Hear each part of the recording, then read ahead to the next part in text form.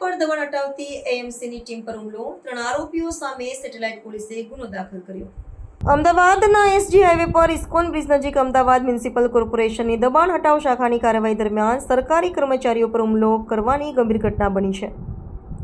મંગળવારે બપોરે આશરે 1:45 કલાકે દક્ષિણ પશ્ચિમ ઝોનની એસ્ટેટ વિભાગની ટીમ શિવાલિક શિલ્પ બિલ્ડિંગ નજીક દબાણ દૂર કરી રહી હતી। તે સમયે 3 વ્યક્તિઓએ તેમને અટકાવ્યા હતા।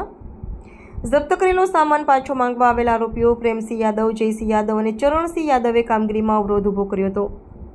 આ ઘર્ષણ દરમિયાન વાત એટલી હદે વણસી ગઈ કે આરોપીઓમાંથી એક વ્યક્તિએ કર્મચારી વિશલભાઈ દીપકભાઈ પટણીના માથા પર લાકડી વડે કથિત રીતે હુમલો કર્યો હતો, જેના કારણે તેમને માથામાં લોહી નીકળતી ઈજાઓ થઈ હતી।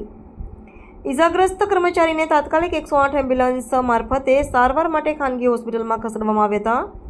આરોપીઓએ અધિકારીઓ અને કર્મચારીઓને ગાળો ભાંડી હતી અને ધમકીઓ આપીને તેમની કાયદેસરની ફરજ બજાવવામાં અવરોધ પેદા કર્યો હતો। ઘટના બાદ પોલીસ કંટ્રોલ રૂમને જાણ કરવામાં આવતા સેટેલાઇટ પોલીસની ટીમ તુરંત સ્થળ પર પહોંચી હતી અને બંને પક્ષોને પોલીસ મથકે લઈ ગઈ હતી।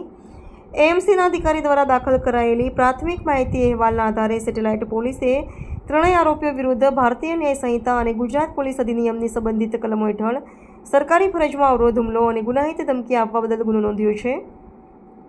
મહાનગરપાલિકાના કર્મચારીઓ પર થયેલા હુમલાને કારણે દબાણ હટાવ કામગીરીના જોખમો ફરી એકવાર સામે આવ્યા છે।